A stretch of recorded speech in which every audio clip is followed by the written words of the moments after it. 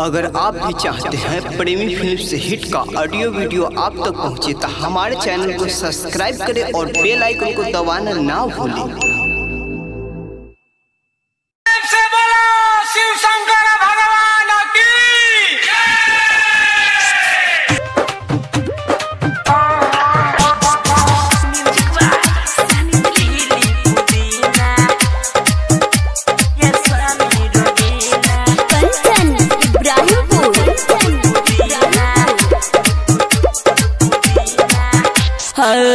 गरमी में फायदा कहरी हसावन में दुख ना बढ़ी रहिले गरम हाइल रहुआ देही में ठंडी बड़ी घामा में घूमब के तनो देह से न छूटी पसीना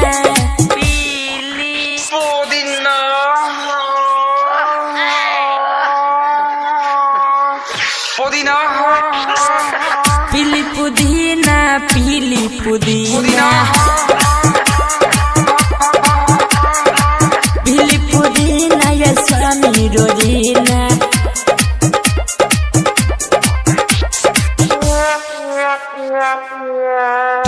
चेंज मामा गहा जाया भोंगिया से हो खेला।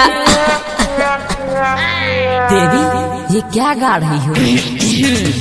सुनी न सुनी स्वामी बतिया हमारा जी गाजा भंगिया के चक्कर में दुखला का पारजी गाजा भंगिया के चक्कर में। गौरा ओ गौरा क्यों ऐसे बोल रही हो? बोलो गौरा। बानी और भंग नहीं रहब रउआ संगे अउरी रहब न रउआ हम घरवा में स्वामी बानी मोर साथे त माने के पड़ी बात न त चले जाइबो हम नई हरवा ये स्वामी। गौरा क्या ये तुम छोटी छोटी बात पे झगड़ते रहती हो?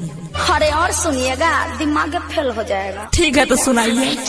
बाबू साहेब अइले जल ढारे हो विवेक विकास साथे बहारे हो।